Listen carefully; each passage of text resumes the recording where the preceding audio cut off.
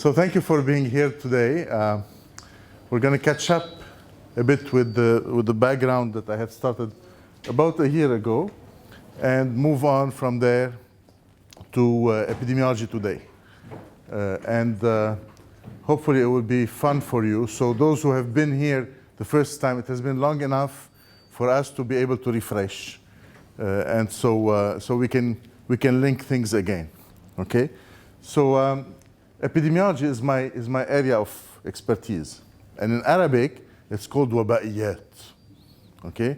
Which is in relationship with the word epidemics, al-awbi'a, okay? So oftentimes we're asked, so what is the difference between you and an infectious disease doctor? Well, the difference is at the scale of our intervention. Which means, do I really have to use this? Hey. So a normal doctor, a doctor who is specialized in infectious diseases, will probably encounter a patient with signs and symptoms, and then try to do the diagnosis, tashkhis, which is important, and then provide a treatment, and that's it. So the relationship is one-on-one. An epidemiologist originally was thought of as a physician who would encounter signs and symptoms in a population and not be really interested in what to do with that specific patient as much as with the entire population. So how do we go about making sure that what has fallen on this entire population, which is an epidemic, would be controlled and eventually prevented so that it won't come back? And so that's how our business started. Conceptually, it started as the science of that which falls upon the people. Epi is a prefix in Greek, meaning something on top of. And demos, you recognize that root from demography, democracy, demagogy. It's the people. Okay, so that's something that falls upon the people, which is the epidemic. And then these doctors, the epidemiologists, are supposed to do something about it. And so epidemics have been with us the moment we started being gregarious societies. As long as human beings were living alone in caves and caverns, probably the possibility of an epidemic was not there. We have to live together to have problems that are common to all of us. Okay? And in reality, throughout history, whenever big epidemics have occurred, they occurred when large social and historical changes have happened in human populations that brought them together. Okay? So for example, the oldest recorded epidemics in history, in antiquity, were always associated with large movements of armies or long periods of siege where people were really cramped together. And so when one gets sick, it spreads out very easily. Okay? Then later on in history, we found that every time there was some sociological changes, the epidemics appeared also. So when the Spaniards discovered the New World, they brought with them arms and weapons, and they brought with them new diseases that the civilizations of South America did not know. And so they won over Mexico and the large empires of the Aztec and the Incas with weapons, but also with epidemics, because they brought in diseases that the others were not prepared to face. In modern history, when history started being recorded, the epidemic that most hit the collective memory, had the largest collective impact on the emotions of those who wrote history was plague, ta'un. Okay, so the ta'un, which hit Europe in the 13th century, was probably 13th, 14th century, was probably what made epidemiology a central place in the management of common life in a city. And that was around the time when people were starting to leave rural areas and starting to build new cities. Okay? And that's when plague started emerging in all these cities. And also, it was linked to the international trade. We're going to show you how international trade can affect these epidemics. So it was something that was ignored. back in the Middle Ages, no one knew what plague was all about. So in the representations that you might see from that period, I'm sure. Okay, is there like a pointer in this? Heidi? No. Oops. Can I help you? Yes. In the representations, you will see that plague is represented as a black dragon hovering over the cities of Germany. Actually, it hovered throughout the known world. That's green dash. There's a green dash. Yeah. كتر خير الله. This is the pointer. Okay. So Heidi Vincent de Beauvais, representing plague over Germany, represented it as black dragons. But of course, people wanted something more practical. And so they called upon physicians to try to help out in dealing with this issue. Hardly no one really defined. So no one understood what was this disease and why is it happening. And so the doctors tried to figure out what's happening with this epidemic. This is how they approached it. You can see that they devised scaphanders to deal with the patients. This long beak it was thought that the disease would spread through bad smell. Okay, and this issue of bad smell, of foul smell, remained with us for a long period of time until we discovered what microbes are all about.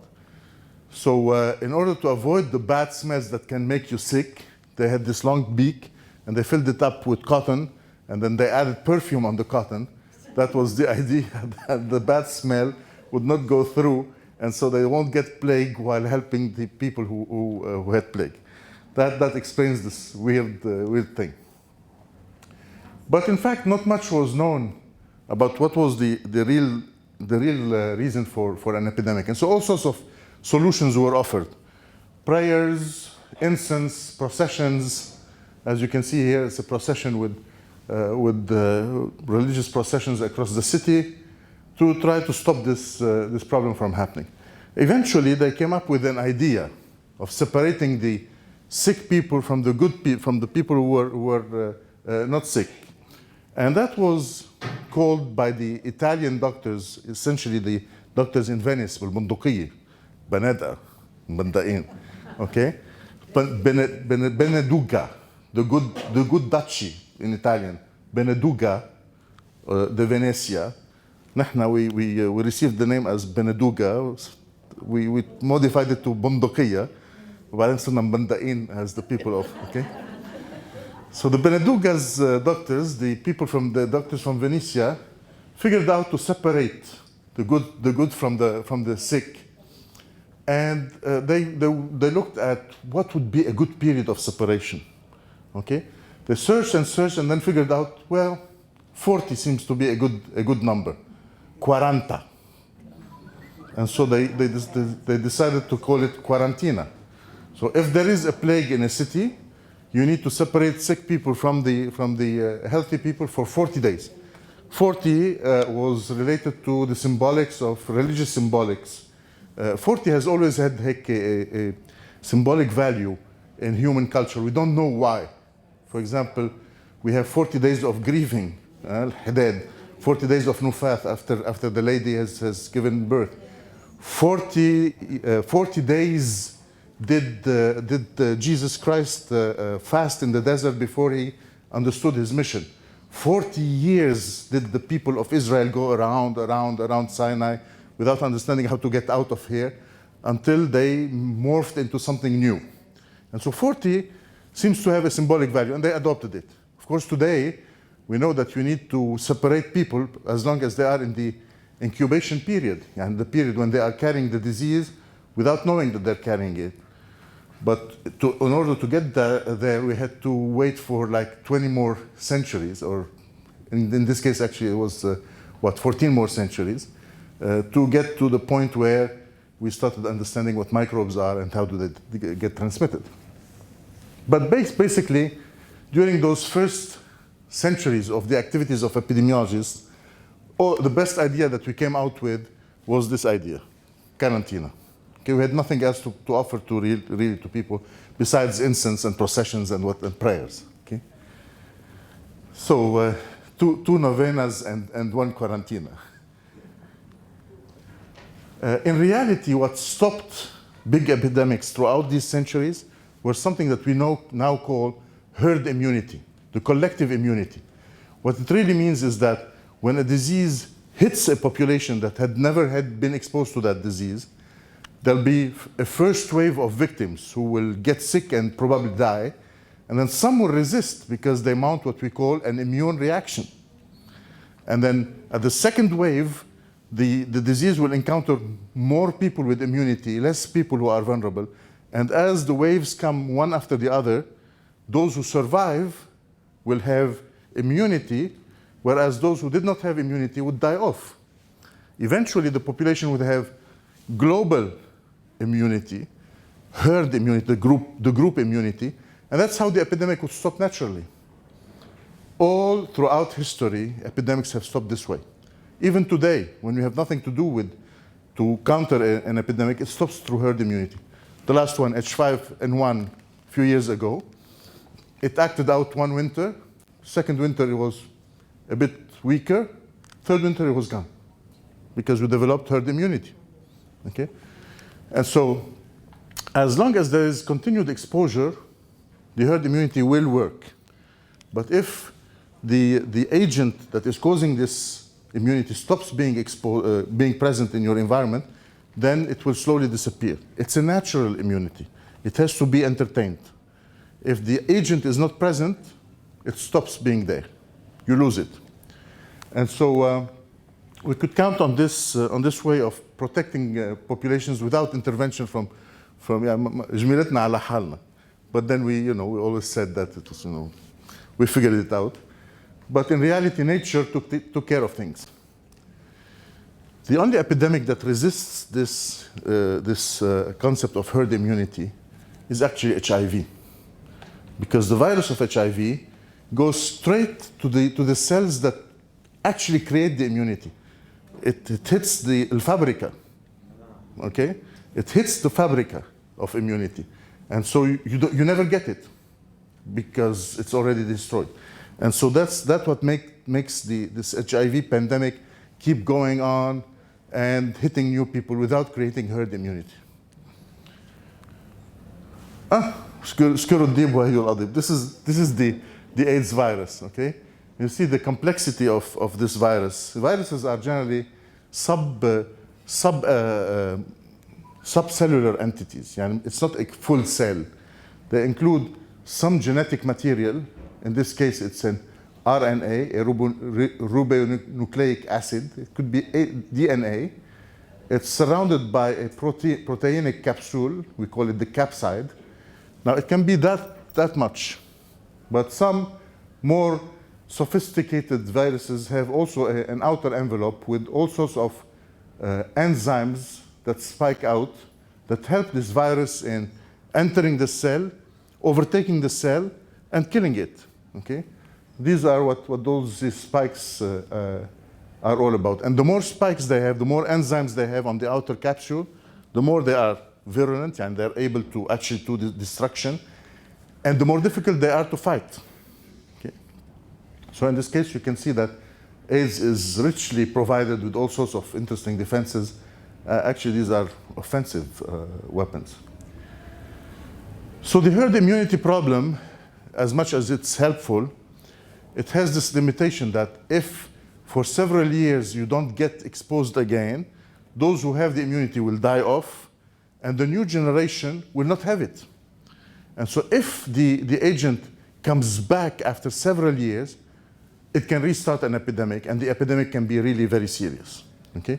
This was described in modern history in the Faroe Islands in the year 1845-46. These are the Faroe Islands. Much to the north of Scotland, in between actually Scotland and Iceland, lost in the North Sea. For some reason, for some historical reason, the Faroe Islands belong to Denmark. Okay? The seas are very rough in the winter in those islands. These are fishing islands. They fish in the summer, and they sit at home waiting in winter for the weather to get better. Okay? In the Faroe Islands, they had not had measles, شو الميزل؟ حصبة. Okay?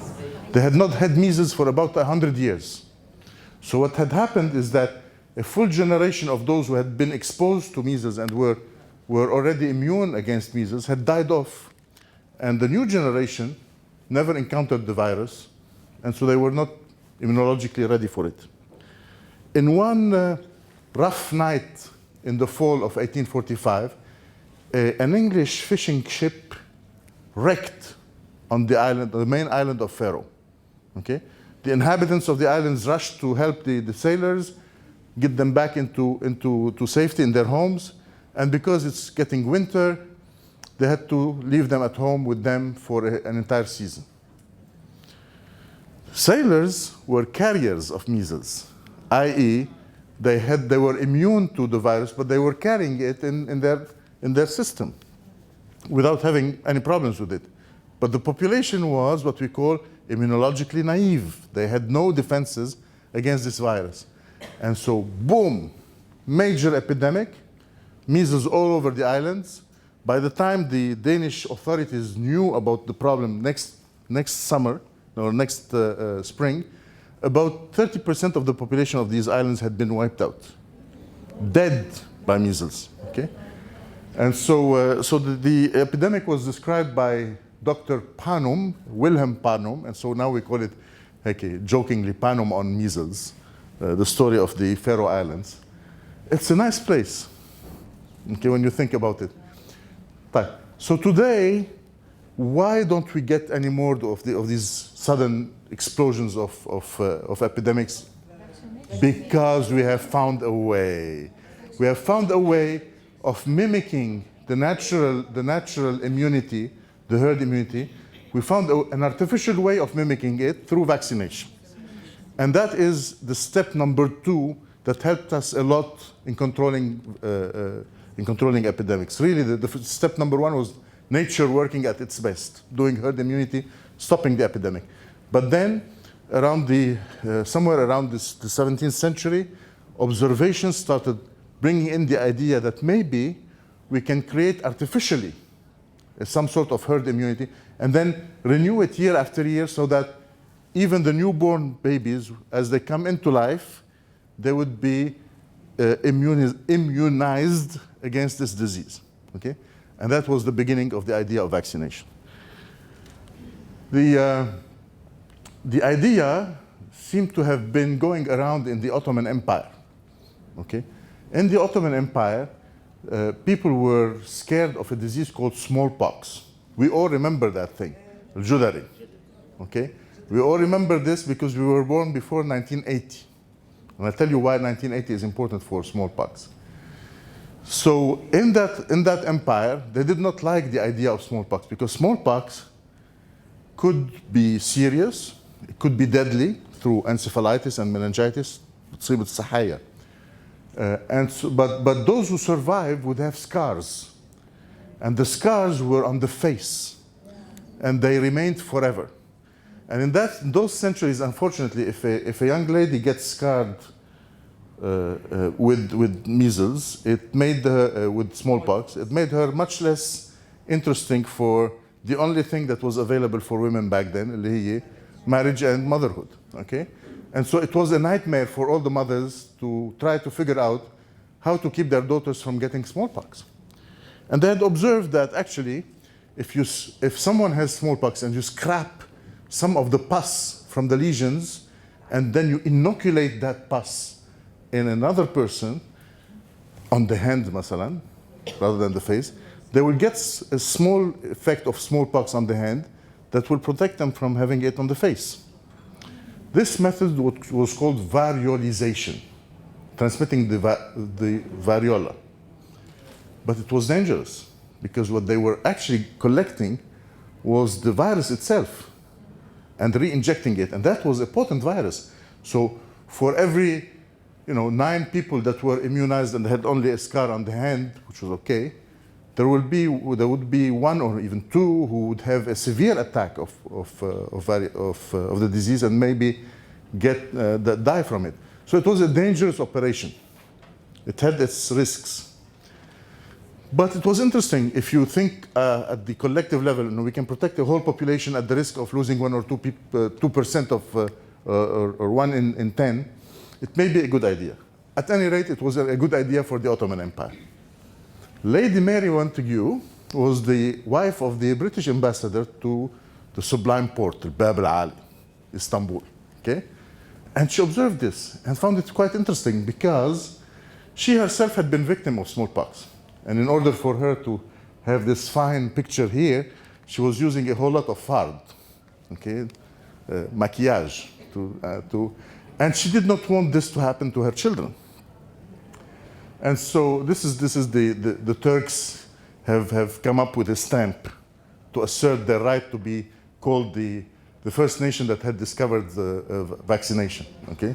They show the approach to vaccination, to variolization, okay? Using a stiletto. We will talk about that in a minute. So Lady Mary witnessed variolation, and started writing about to her friends about it. And then in 1718, she actually asked the embassy surgeon, that was how they called the doctors back then, to actually do this inoculation on her 5-year-old son. Okay? Several years later, in 1721, they were back into England, and there was a full smallpox epidemic going on, and she requested the surgeon to also inoculate her daughter. And so those 2 children became the first ever variolized, as opposed to vaccinated, variolized individuals in Western Europe. Okay? That same year, she's trying to get the authorities to accept the idea, and this is a way of protecting people against smallpox. And they're all saying, you're crazy, you must be out of your mind. How can you take the disease and inoculate it in normal people and think that this is a good thing? Okay? So they offered an experiment. In 1721, they offered to 7 prisoners at Newgate prison waiting for execution the choice between being variolized or executed. And so they all decided to try their chance, and they all survived, and they were released. So that was a good thing. But at the same time, science was marching on, and eventually a solution to the danger of variolization would be provided by Edward Jenner, a doctor who, at the time when Lady Mary died in 1722, he was 13 years old. And later on, he developed a new, safer technique of vaccinating against smallpox using cowpox instead of smallpox. And let me tell you what this means. So viruses and microbes are specific for certain species. Okay, all of us can get the smallpox of the cow, but it would be much less dangerous for us than the smallpox that is specific for our species, and vice versa. Cows can get smallpox, but it's not special for them, and so it doesn't affect them the same way. Okay, so you have avian flu. Normally, it should be only with birds. Now, it can mutate and then jump to another species and become dangerous. But normally, if it's avian flu, it's for the birds. Okay, if it's cowpox, it's smallpox of the cows. If it's هلا في a new epidemic of monkeypox in Nigeria. Okay, smallpox of the monkeys. It hasn't jumped to the human beings, and it's under observation, and ما يصير فيه a mishap. Okay, but so far it's smallpox of the monkeys. So, but what is interesting is that when they belong to the same family, although they act in different species, they have the same coat with the AIDS, and so they can elicit some sort of immunity that we call cross immunity. Yani the cowpox can provide immunity against smallpox, and smallpox can provide immunity against cowpox. At the same time, the crossing of the immunity is not accompanied by the crossing of the severity of the disease. Idea. Okay? Hedda Jenner was a rural doctor in rural England, and they observed what Lady Montagu had observed, but with a difference. In rural England, they were not collecting pus from smallpox patients and inoculating it into non-smallpox patients. They were collecting pus from cows that had smallpox and inoculating it, okay? So the cows would have this cowpox on the otter, mahlab, okay? And whenever a cow had it with pus coming out of the otter, all the mothers will call all the daughters in the village, yalla ya banat, come in and milk that cow so that they would get cowpox on their hands. And they had figured out empirically by observing, and if they get it on their hands, they'll never get smallpox on the face. Okay? Now, someone who is not curiously interested would have just looked at this and said, شو أصلاً هدول عم بيهلوسوا, okay? But not Edward Jenner. Edward Jenner figured out that something in the pus of the cowpox is carrying a protective element. We had no idea. No one had any idea what it was all about.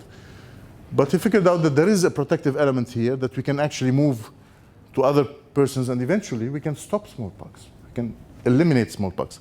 So they had an experiment on this farm boy, James Phipps, here represented symbolically in this video. It's not the real thing, but the whoever created this picture caught the enthusiasm with which this boy was being inoculated, as you can see. Okay, obviously he had not signed an informed consent. Okay, and you can see the cowgirl the farm girl that had the infection on her hand, which was transmitted by the good doctor to the boy, and the boy survived and was protected. The following year, actually, Jenner did the experiment on himself. It was a common thing during those years to show adhesion to your idea by actually experimenting on yourself, okay? So eventually, the idea made its way, and that was the first vaccine against smallpox, okay? And it started early enough, and it was followed well enough that by 1980, smallpox was eradicated. استؤصلت. Okay, so it's like dinosaurs. The virus disappeared from the face of the earth. We think it has disappeared. There might be a problem somewhere. We can talk about that later. But مبدئيا, in principle, this vaccine stopped being transmitted anywhere in the world. And so in 1980, after they made sure that not a single case has been happening in the world, the United Nations signed up a very official statement about the eradication of smallpox, written in all the languages of the 5 languages of the United Nations, مختومة بالشمع أحمر, okay? And from that time on, they stopped vaccinating. So all of us who were children before 1980, we are still carrying the scar. The scar at school. نحن كنا بصف الأونزيام مشونا للفرمشية هيك ونحن عم نبكي بس إنه رايحين مش ما بعرف شو بدهم يعملوا فينا. Was that me? Did I say something wrong? قطعوا لي الكهرباء? Okay. So we're all carrying the sign of smallpox vaccination, but all the children born after 1980, none of them is vaccinated. What happened to the herd immunity?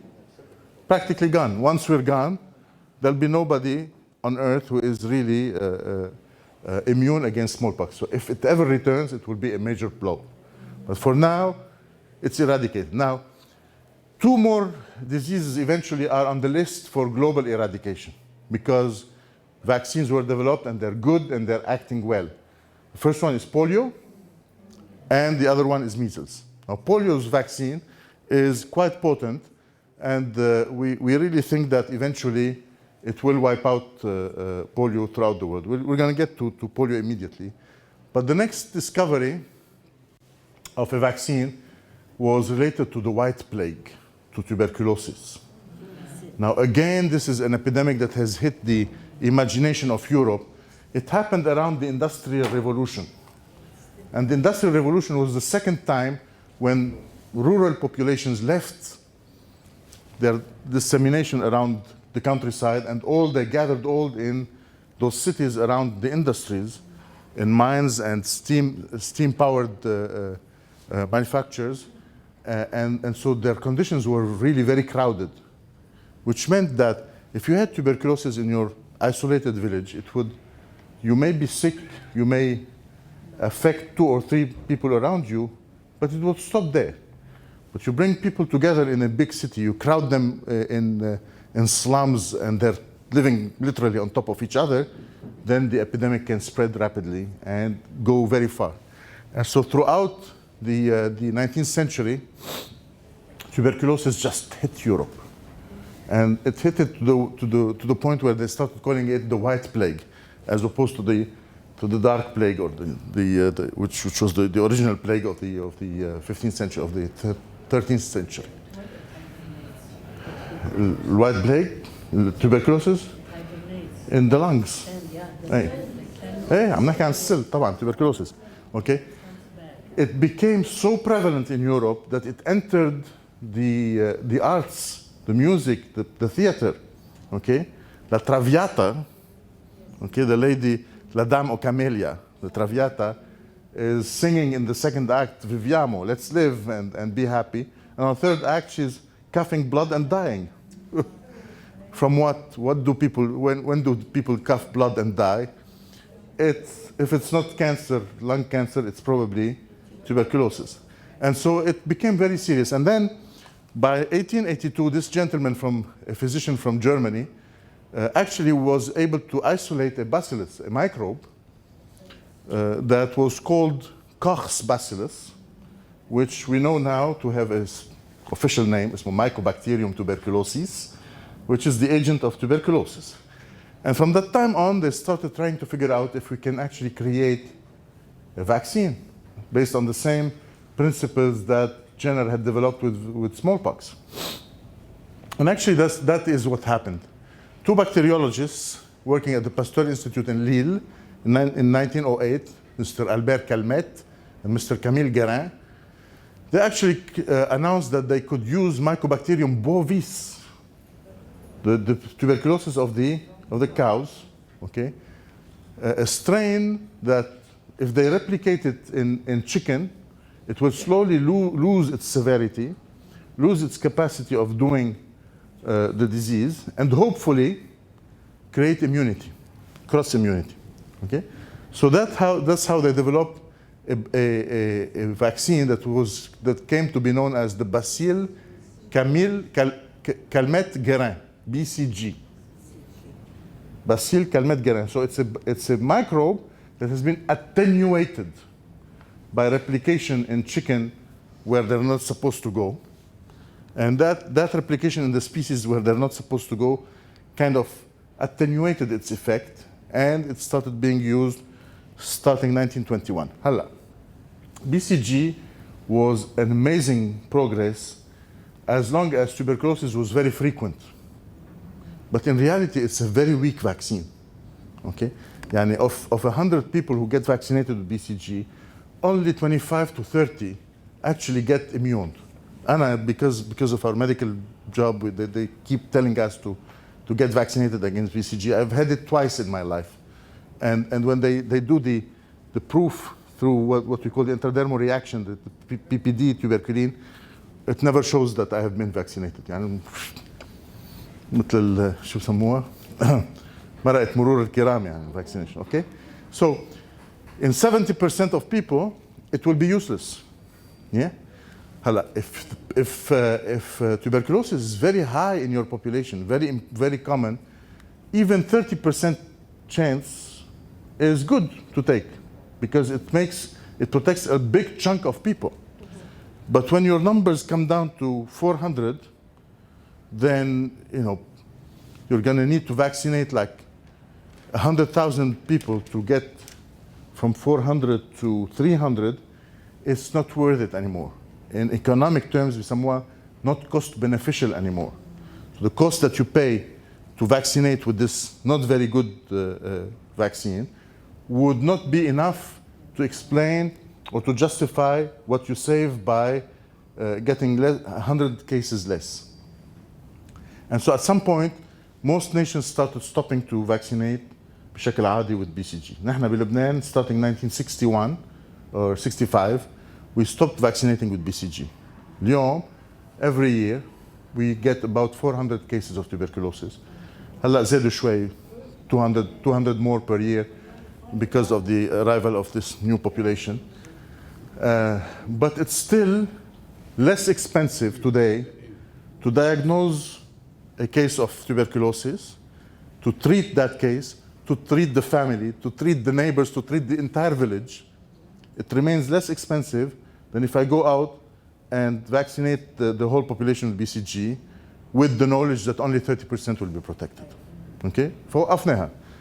UNRWA still does it in the refugee camps because they don't have enough courage to get themselves to do a cost-benefit analysis and show to themselves that it's not useful anymore. Okay? So it's one way of throwing money uselessly.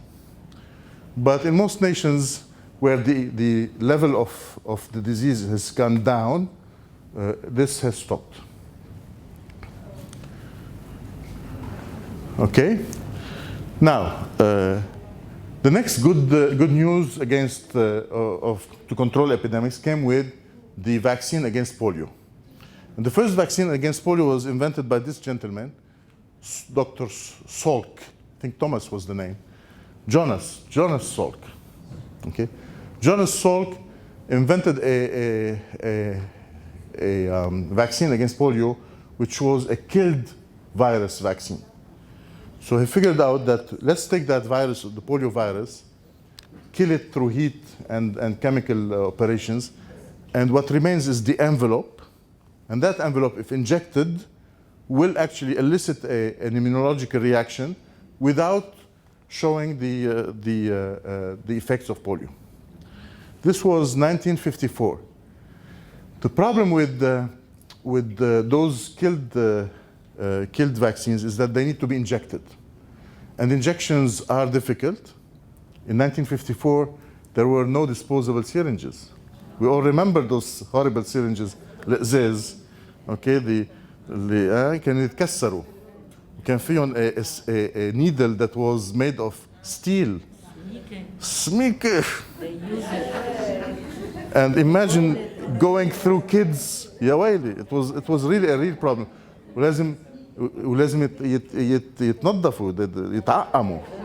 تتذكروا كانوا يعقمون in the box, in the tin box, يحطون على So it was really a cumbersome process.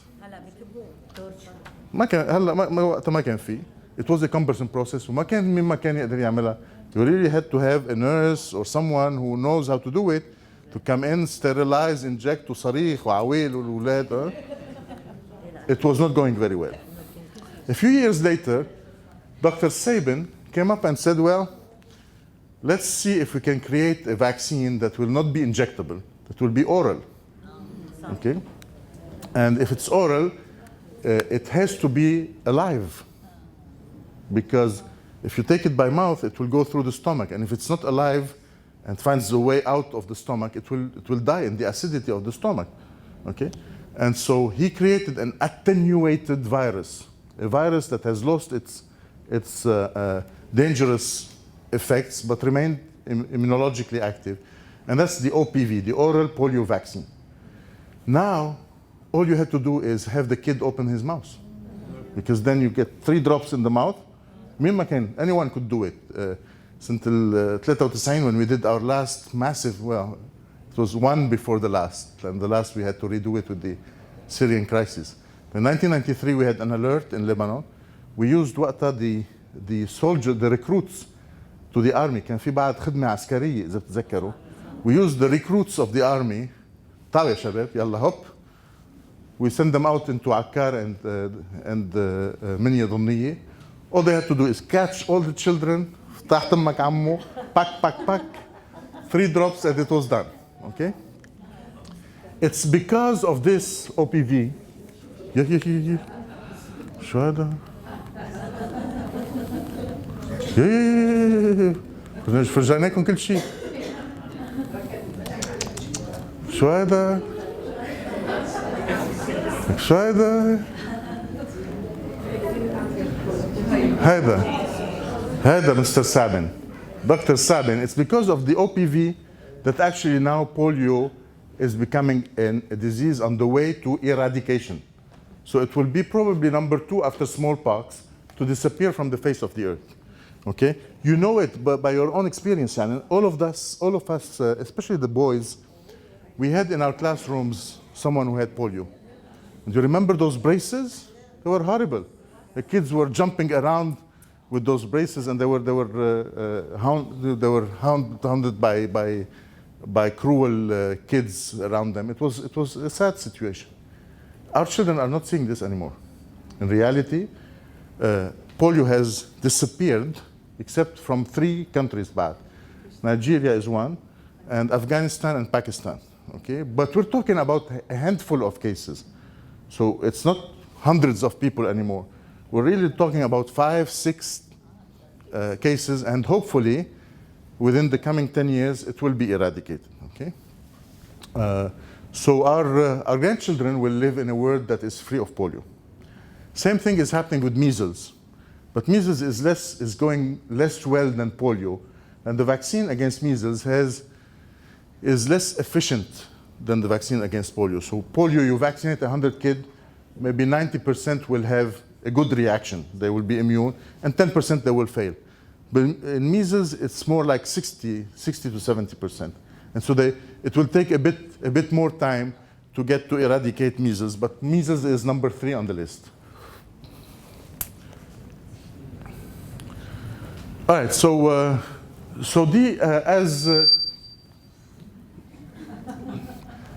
as more enlightenment came into the world, the scientists who were interested in epidemics wanted to understand a bit more about all sorts of diseases, not just those that can be communicated, that could be infectious diseases. And they all started basing their observation, their conclusions and their interventions on observations rather than imagination. Remember, for smallpox, a whole lot of the treatment was imagination, okay? But or for plague, until we had the the scientific proof. So among this new approach to non-communicable diseases, trying to understand if we can get something akin to vaccination and get rid of other diseases, we started seeing a new generation of doctors observing and getting some interventions out of observation. One of these interesting early conversations about non-communicable diseases came from a doctor called Percival Pott. Pott is an interesting character, a British doctor also. He describes all sorts of things, including the extrapulmonary tuberculosis. Okay, there were situations where tuberculosis would not be just in the lung; it would be in the bones also, and sometimes it was in the hip bone, and that he described it, and it was called for several years Pott's disease. Okay, until we figured out that it's the same disease as the other one. Okay, so Pott described an interesting thing. He noticed that there was a higher level of scrotal cancer in chimney sweepers. Scrotal cancer is the cancer of the scrotum. The scrotum is the skin that surrounds the testicles. It's a very rare cancer. But when he looked at a special subgroup, the chimney sweepers in London, he found out that in that particular group, this cancer was frequent. And so this difference, mufaraka, this difference between the general population and the special subgroup made him think that there was something linked to the occupation, what they're doing, actually, that was a risk factor for them. And they figured that it must be some sort of substance related to the soot, al-fahm, shahtar, that the chimney sweepers were getting. And they were wearing these overalls and climbing up the chimneys to sweep them before winter came in so that the chimney would work well. Chim chimney, chim chimney, chim chim chimney. Okay, how they masakin. So the soot would come in, collect in the overall, and of course it will be surrounding the scrotum, and as he figured it out, it may be the cause of the scrotal cancer. So he recommended bathing after cleaning chimneys to remove the causal agent, which was an unknown causal agent back then. It seems obvious, but you have to remember that we're talking about the 18th century. There was no running water in houses. Okay? People had to actually go to the public bath and pay for it. So, they may get their annual bath. مرة بالشهر. هلا على ايامنا كمان كنا نحمل هذا شو اسمه العظام Okay, وكل العائلة تمرق مرة بالأسبوع. It wasn't as common as now, even in our lifetimes. Yeah? So back then it was an interesting recommendations, but I'm not sure how many of the chimney sweepers figured out that every time we take our clothes off, we need to go bathe and what have you. Now we know that actually in that soot that was coming down, what we call cyclical aromates that are actually causes of cancer. And that their accumulation in the overalls and sleeping in and sleeping out with them would actually cause cancer. Okay?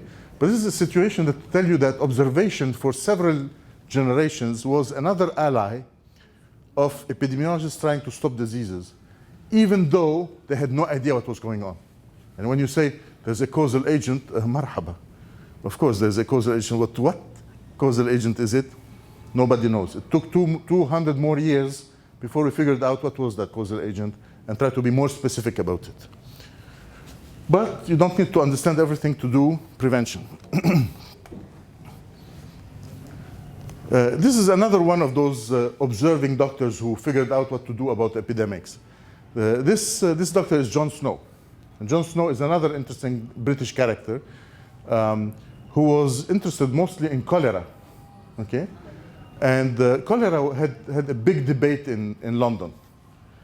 Most doctors of that period thought that it was related to miasma, to bad smell.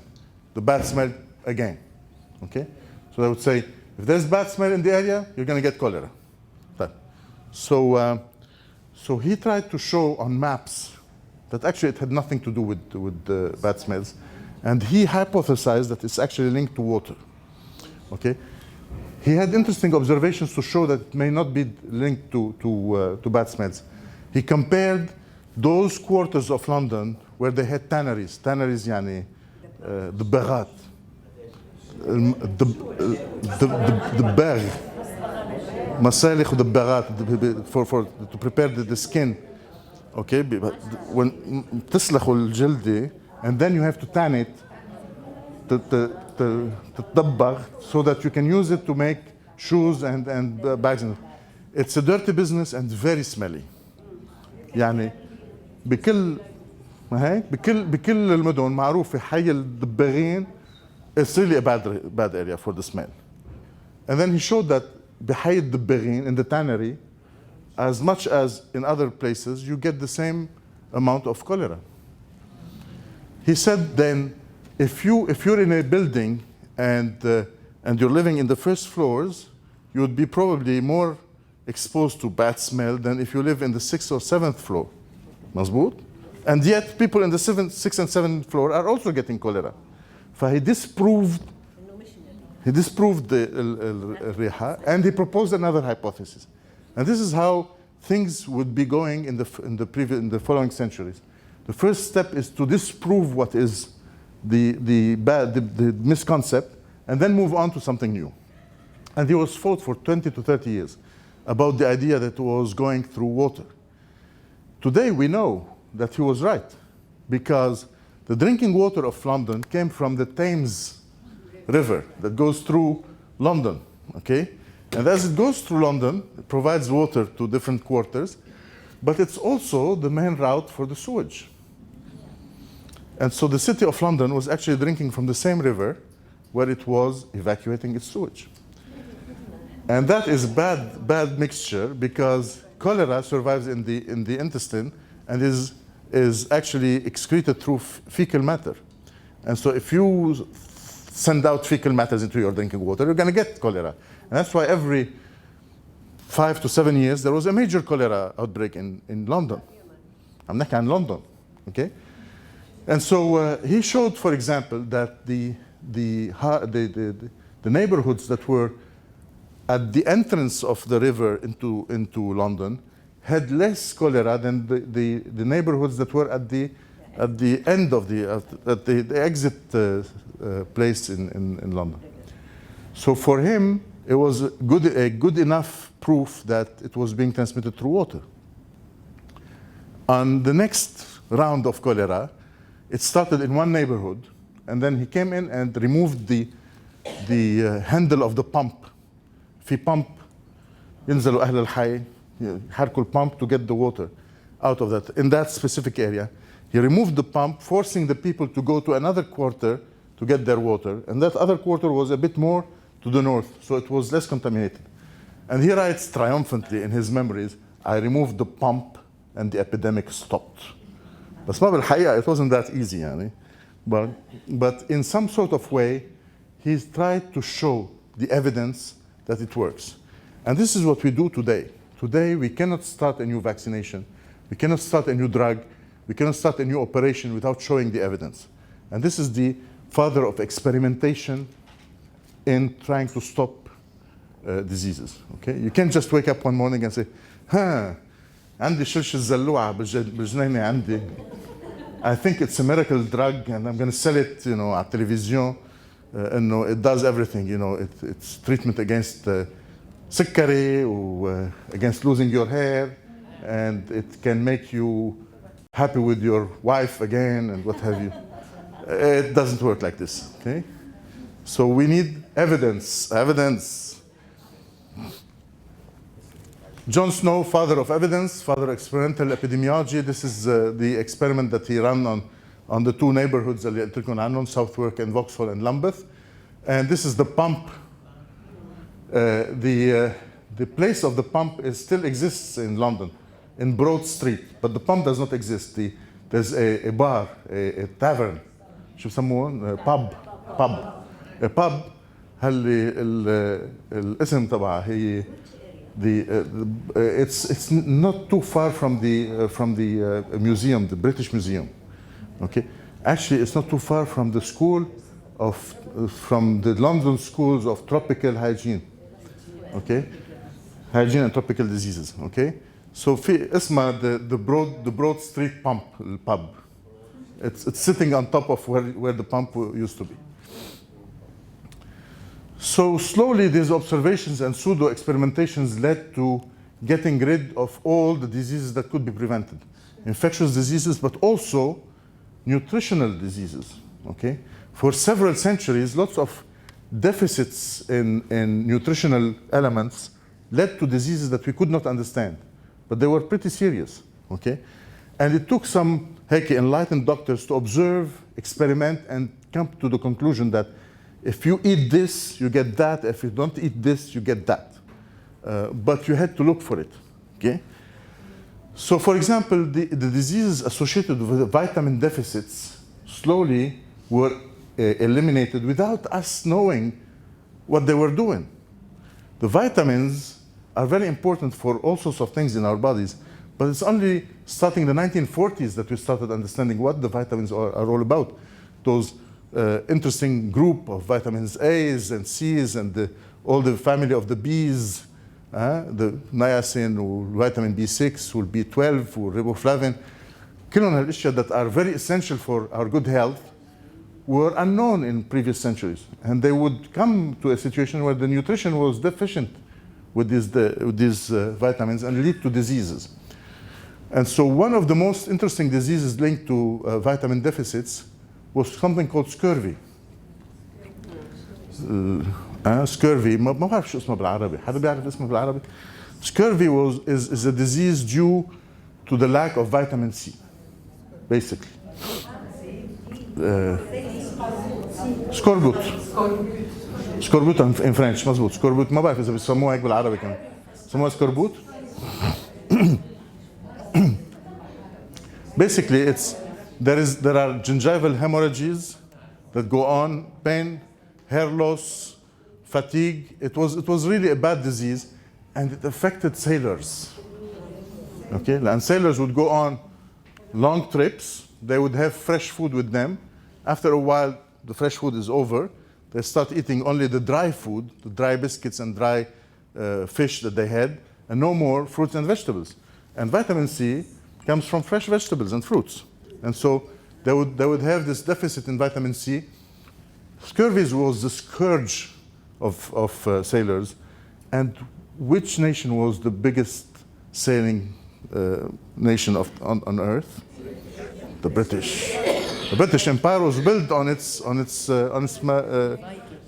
its navy. Okay, they were able to get an empire the sun never dies on the British Empire due to the fact that they had this big navy. Okay, they could go everywhere, and for them, it was absolutely essential to understand what caused this black gum disease, and it was, the hemorrhage of the gums. So they tried all sorts of things, and finally, they ended up discovering that actually lemon juice could eradicate scurvy. And so they started issuing limes and lemons to all their sailors. And so throughout the 19th century, the English sailors were called the limeys. So they go down into all ports and buy all the lemons, حملوهم كلهم يلا. And they would walk down the street sucking on their limes because they were told that it will prevent scurvy, and it did, because it simply provided them with the vitamin C that they lacked. And so the limeys were the first to show that scurvy could be actually eradicated by observing and modifying the diet. Pellagra is another disease that disappeared, and that it was due to a vitamin deficiency also. So pellagra was a frequent condition in long-term facilities, especially in the south of the United States, in jails, in orphanages, in mental science. When we were told about it as medical students, about 30 years ago, we were told to remember that its signs and symptoms are 4 Ds. Dermatitis, so inflammation of the skin, dementia, diarrhea, and eventually death. So it was quite a serious disease, and the authorities were not very happy to see it going around jails and orphanages and mental hospitals and what have you. It was believed to be a filth communicable disease. It's related to wasakh, to absence of hygiene. Okay, and so for several years, all they did is try to make places less filthy, but pellagra did not disappear. Okay, I have no idea, because today you don't find any more pellagra. It's gone, and I'm going to show you why.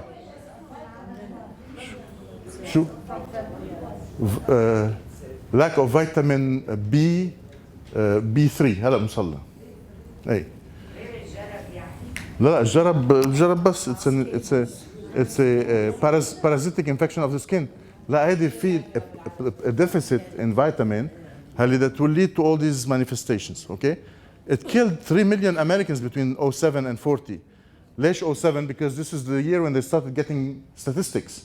The South was neglected for a long period of time after the secession war.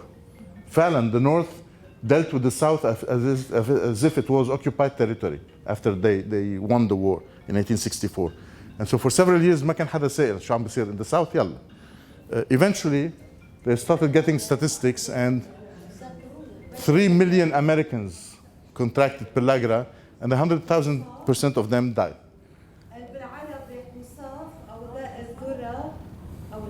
حصاف بالصاد قصاف مقصوف الرقبة يعني. قصاف. طيب ما عدنا شفنا قصاف. اوكي لا قصاف ولا قصافة. هذا الكونغرس was becoming really very serious about this pellagra thing killing people in the south.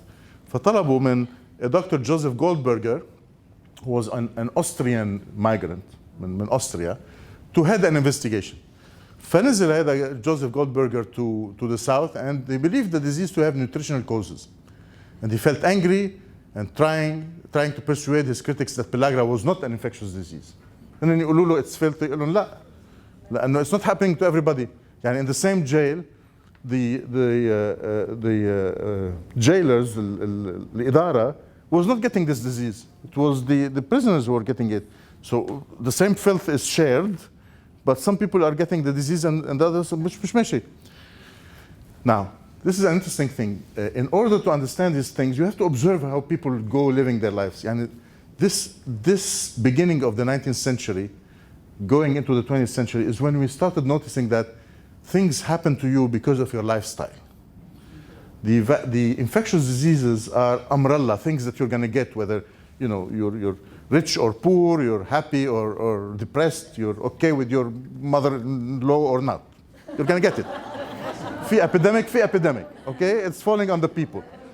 But as we go into non-communicable diseases, you start noticing that actually there is a whole lot of things that are linked to what you do, how you go about living your life, what you eat, what you drink, what you do, and that therefore it's a bit more complicated to prevent, because an infectious agent, I can give you a vaccine, ويلا مع السلامة, do whatever you want with your life, but now I'm going to tell you, you need to change your diet, you need to go do exercise, you need to stop smoking. Much more complicated. And so people turn around and say, حكيم ما عندكم دواء بس تعطوني دواء ونخلص من القضية. No, it's not that simple. Okay. So what Goldberger thought, he observed what the diet was. In the South, ladies and gentlemen, the staple food in that period was maize, الذرة. Okay. شو اسمه؟ داء الذرة. Okay. ذرة maize يستعملوها لكل شيء. Okay, they would prepare it الصبح يعملوها مغلي, بعدين يقلوها grits. Those of you who lived in Georgia or in Alabama would remember the grits. You know, we take it for breakfast now. These, you know, بحطوا عليها syrup, maple syrup, but it lacked a whole lot of vitamins. Okay, especially now we know هذا Goldberger. We now know. So what did he do? He figured out that if it's infectious, it has to be transmittable. By definition, if vis-a-vis an infectious agent, it can be transmitted from one person to another. To show the critics that it was not an infectious disease, he did an interesting thing: self-experimentation. Okay, he injected 5 cc. He injected 5 cc's of Pellegrin's blood into the arm of his assistant, Dr. George Wheeler, and then he did it also in his Wheeler injected Goldberger. نعم عملوا experimentation على نفسهم. When they swapped out the secretions of Pellegrin nose and throat and rubbed them into their own noses and throats, ما بس they injected it, كمان جربوا to swab it in their nose. Okay, they swallowed capsules containing scabs of Pellegrin rashes. يعني they tried all ways possible, بالأكل, بالinjection, by inhalation, all the possible ways. Others joined in what Goldberger called his filth parties. صار يعزم عالم تعالوا اشتركوا معنا to show in the filth party, no, this is not going through. Okay, including his wife, Mary Goldberger. None acquired the disease. So he disproved the common concept. And now he's free to hypothesize a new one.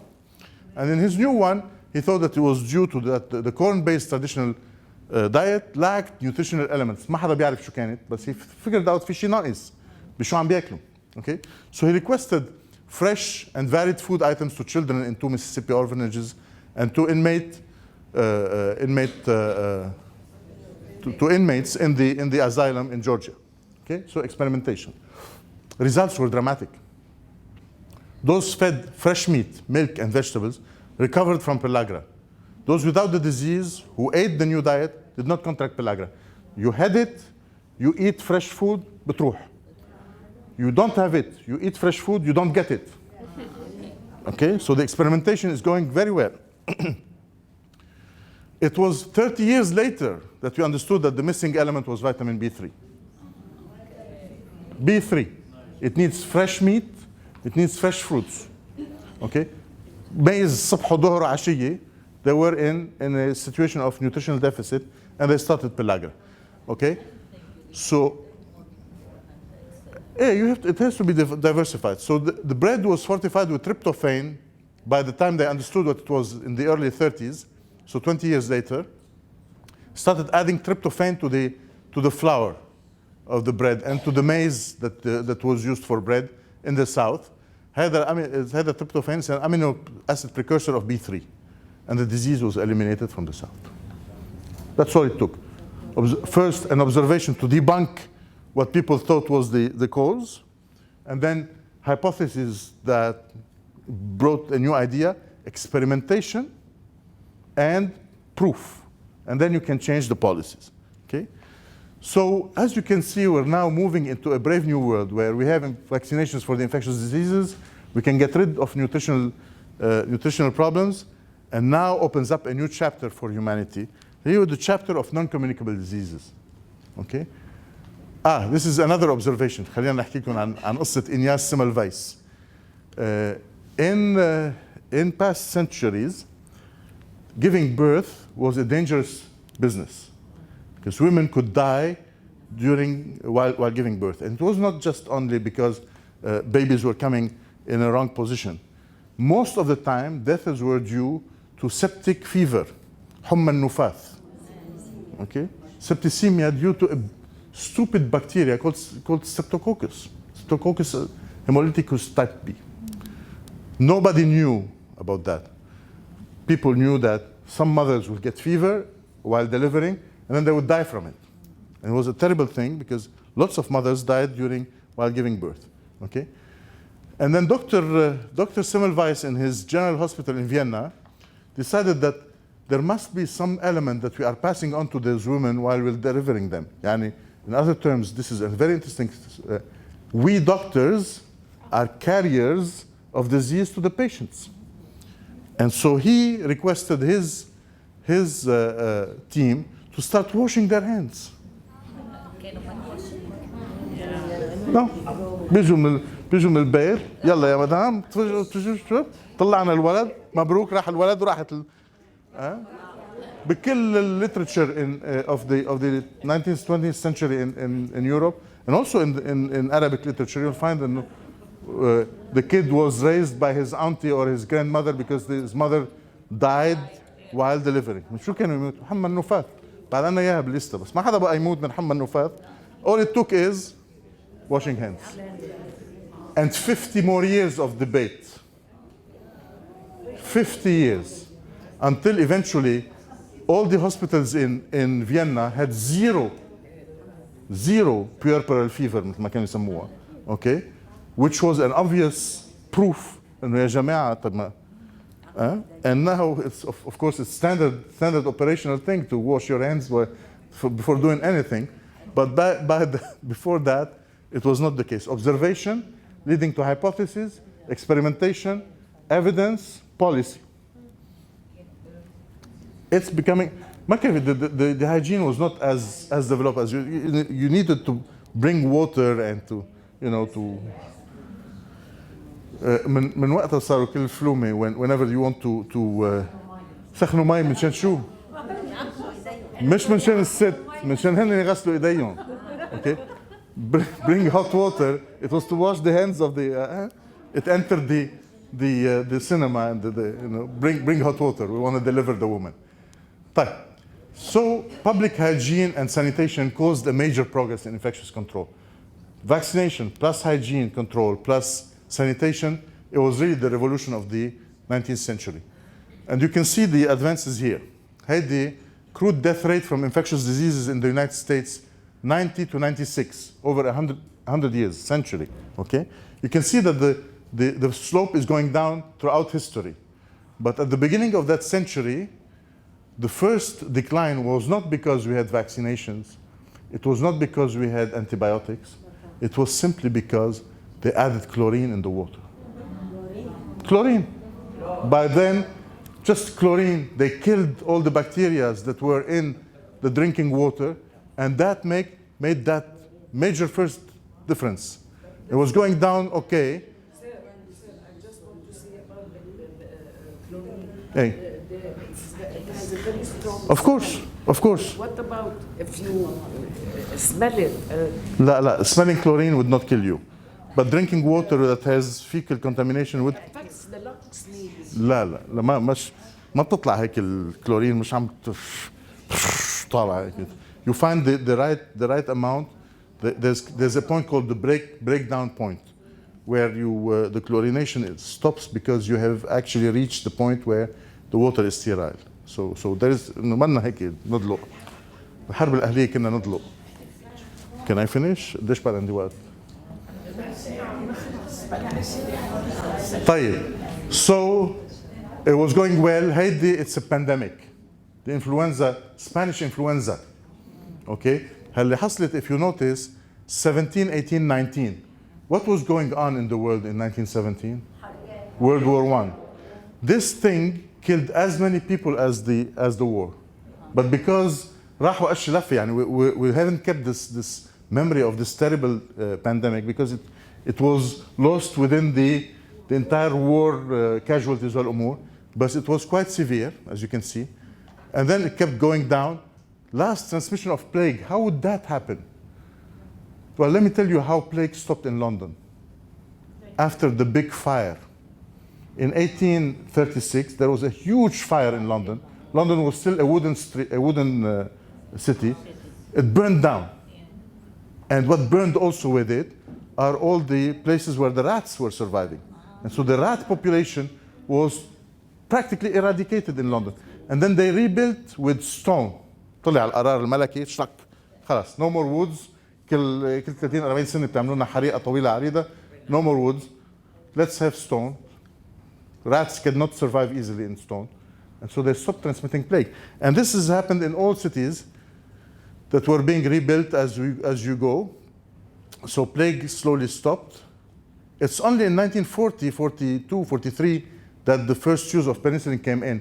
But already we had gone a long way, yani, without antibiotics, just by better hygiene and restructuring the cities, you get to quite a situation. هيدا SALT 1954 وهيدا Vaccination Assistance Act. This is a law. It's very rare in the United States that there is a law that mandates any collective behavior to all citizens. It doesn't happen. عندهم مشكلة with laws that tells them you can't tell me what to do.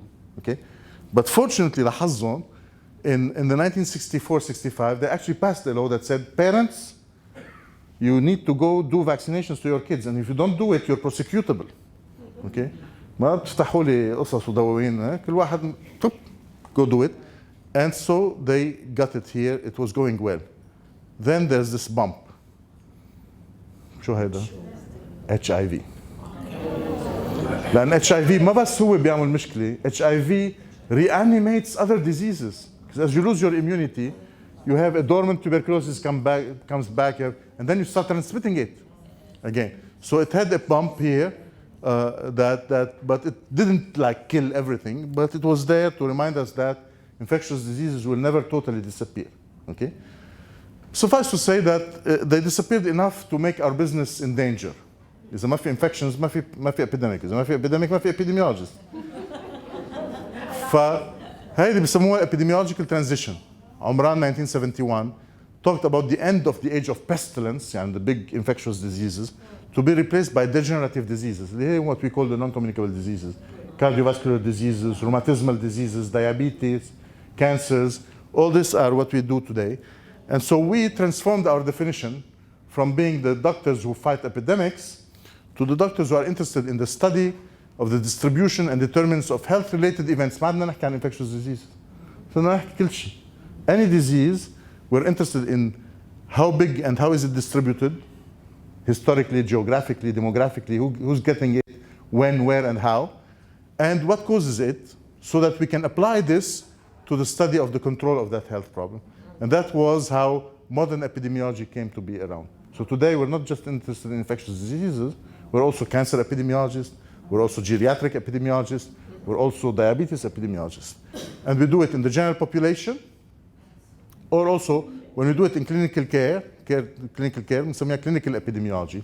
And this is a study, a part of epidemiology that is interested in developing new drugs. Okay, before we use the drugs, we need to try them and make sure that they are safe and efficient. Okay, so here we are. It's new risks, the lifestyles, the environment contamination, the climate change that may lead to all sorts of new globalized problems. Today, you find that most problems that are affecting the human species are universal. When we talk today about obesity, we talk about it as a universal pandemic. When we talk about diabetes, we talk about it as an epidemic, a pandemic. And when we talk about cancer, we talk about it as a universal problem. So globalization brought problems, and globalization is helping us fight. This is the time that it took the black plague to travel from Russia down to Baghdad, about 2 years, down to the Black Sea, and out to Constantinopolis, about 2 years, and then out into the Mediterranean, reaching Mecca the following year in 48 and Tunis in 48. reaching Europe in 48, reaching London in 51. Took 4 to 5 to 6 years for the plague to travel. Today, in modern world, it takes weeks. Had the SARS, the syndrome, the severe acute respiratory syndrome, which appeared in the early 2000s, بلش Hong Kong. In the space of weeks, it had gone to Europe, it had gone crossed over to North America, and to so globalization carries its own risks, but also it can carry its own protection. So now we have هيدي Toronto. Toronto under SARS had to do quarantine. They actually shut down the city for 10 days. It costed $3 billion. But it was the only way for them to be able to stop the epidemic. What year? 2003. Okay, they shut it down for 10 days. No planes in, no plane out, no schools, no hockey games, no churches, no universities, nothing. كلكم بالبيوت.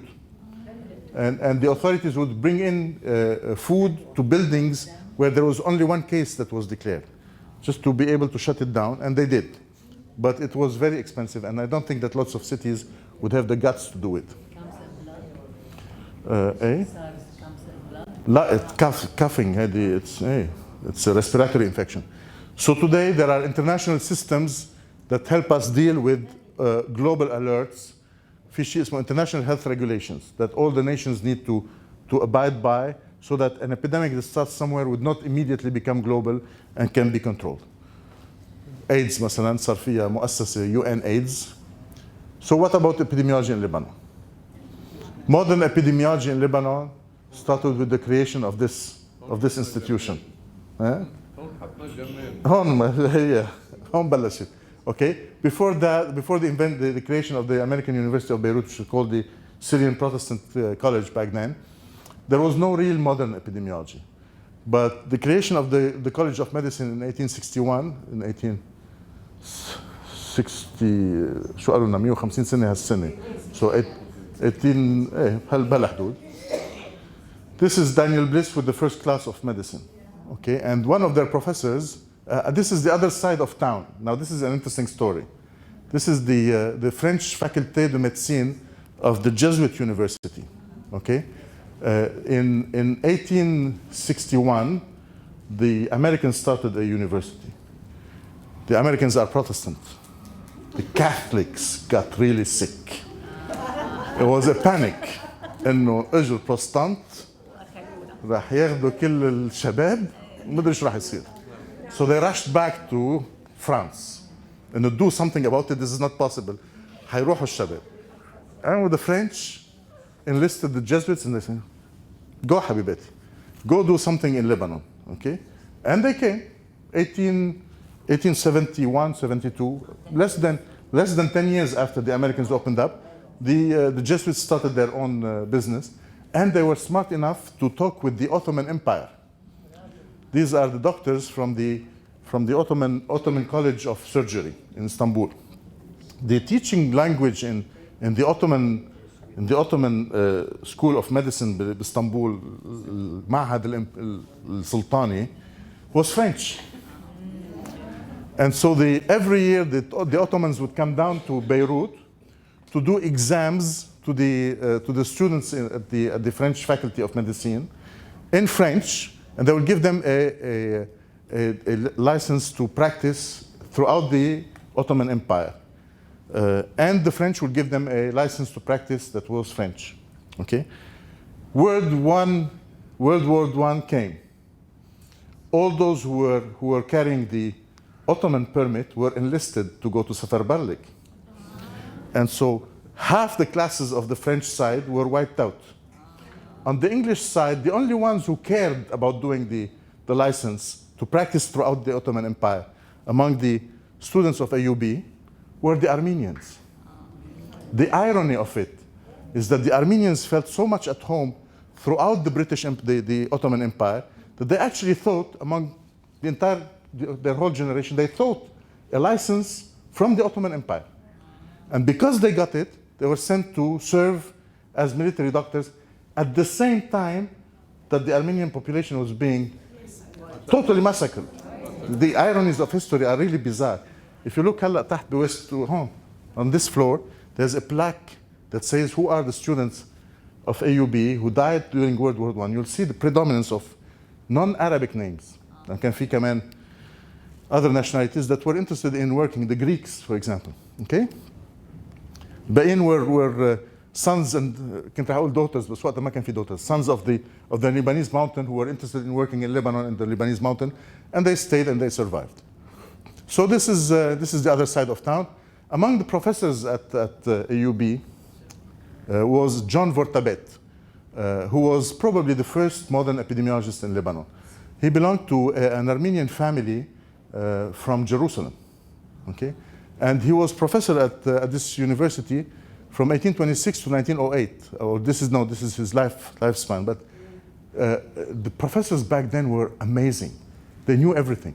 كانوا يعلموا pathology, يعلموا epidemiology, يعلموا infectiology, يعلموا dentistry. I don't know how they did it. But I mean, you know, they were able to do lots of things. This guy has left publications about مثلا هون outbreak of trichinosis from eating the flesh of wild boar in a village called Khiyam. This is 1881 in the Lancet. Okay? In 1905, he produced a book in Arabic. You know that the language of teaching at AUB was Arabic until the First World War. Okay? الأوبئة والأمراض الغالبة في سوريا من رسالة دكتور يوحنا فورتابيت عضو المجمع الطبي الجراحي في إدنبرا ومجمع علم الأمراض الوافدة. Okay? في لندن. The following year he died. This is 1909, not the following year, 4 years later. And this is his obituary in the British Medical Journal. Okay? وين هيدا؟ Death in the profession among the members. وينه هيدا؟ We regret to have to announce the death at Beirut on November 1908 of John Vortabet, MD, in the 82nd year of his age. Okay? Gray's Anatomy, Syria and Egypt, recognition, professional, whatever. So, big name, first modern epidemiologist that we know of in Lebanon and in the Middle East, actually. Later on, things started progressing in Lebanon. We had malaria, okay? It was endemic, so a lot of our population was immune to malaria. You see, they had malaria in young age, and it was not severe because it was in the young age. And then when they get it again, because they were already immune, it was mild, okay? But the armies coming into Lebanon, خاصة الأسترالية, were not at all immune. And so when they walked into Lebanon during World War II, they had major problems with malaria. And so they enlisted kids to go around and spray the breeding sites of the mosquito. Somewhat the DDT brigade. I actually, one friend of mine in Tripoli looked at this picture and said, this guy was my grandfather. I wish I had wrote down the name. So by 1961, we had eradicated malaria in the country, okay? It took some work, especially on the site, the breeding site of the mosquito, that is the vector that carries the disease. That's all it took. DDT boys. So this is to mark the fact that we got rid of mosquitoes, okay?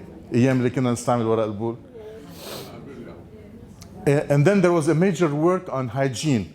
The people who were working on hygiene, the Minister of Public Health, Dr. Ilyas Al-Khouri, was a practitioner in this university.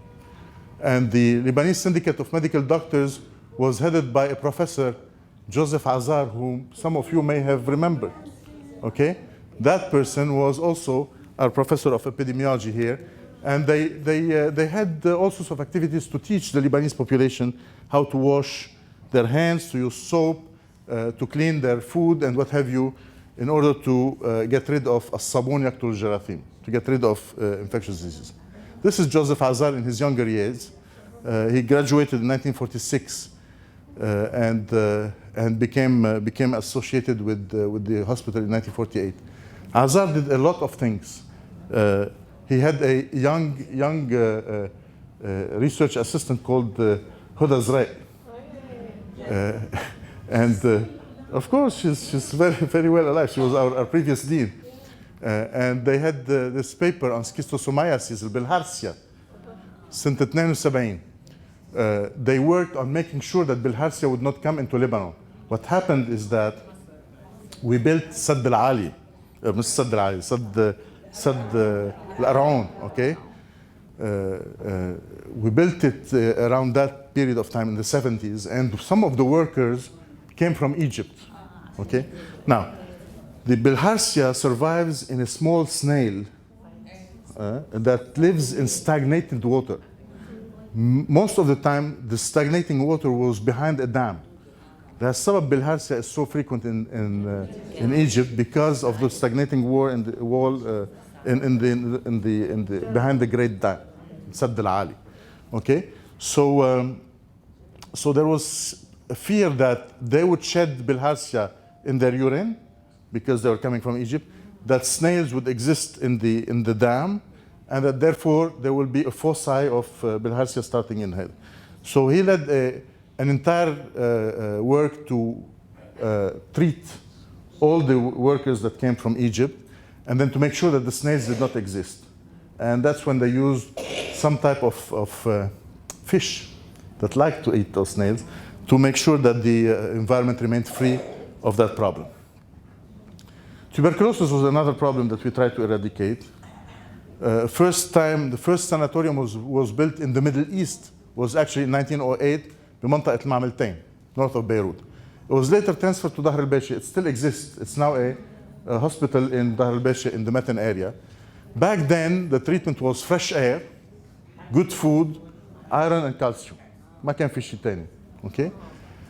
So this hospital now serves as general hospital because tuberculosis has practically disappeared from Lebanon. In 1924, an NGO was started to help the families with tuberculosis. And a father who had tuberculosis had to be shifted to the sanatorium and live there for 1 or 2 or 3 years. Meanwhile, who's going to find bread for that family? So this group, Nuru Ighatha, was collecting funds to help the families of patients with tuberculosis to survive. Okay. In the 1930s, we experimented in Lebanon with the first approach to treating tuberculosis, which is pneumothorax, by Dr. Nakho. حدا بيناتكم بتذكر؟ تعرفين نخو؟ 50% cure rate. Pneumothorax is actually collapsing the lung. بيبخشوا اللنج تيسكر على بعضه. Okay? لأنه tuberculosis needs oxygen.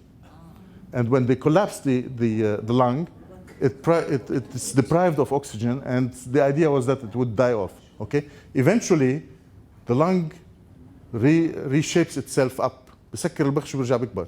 Okay? So it was an interesting temporary approach to dealing with it, and it had 50% cure rates. But of course, it wasn't until anti-tuberculous drugs appeared in the early 50s that we started to really fight back tuberculosis, and now it's almost gone. The only remaining tuberculosis center in Lebanon serves the entire Middle East is the Azuniya Center, which belongs to the Armenian Orthodox Church. Okay, it was built in 1937. It's still standing there, still serving. But now we are happy to declare that there is no more problem from tuberculosis. We had our own national tuberculosis control program in 1992, just 1 year after the end of the Civil War, and since 2000. The incidence has been going down, as you can see, okay, with a peak here due to the sudden arrival of the cases from Syria, and also from the domestic helpers who are coming from Ethiopia.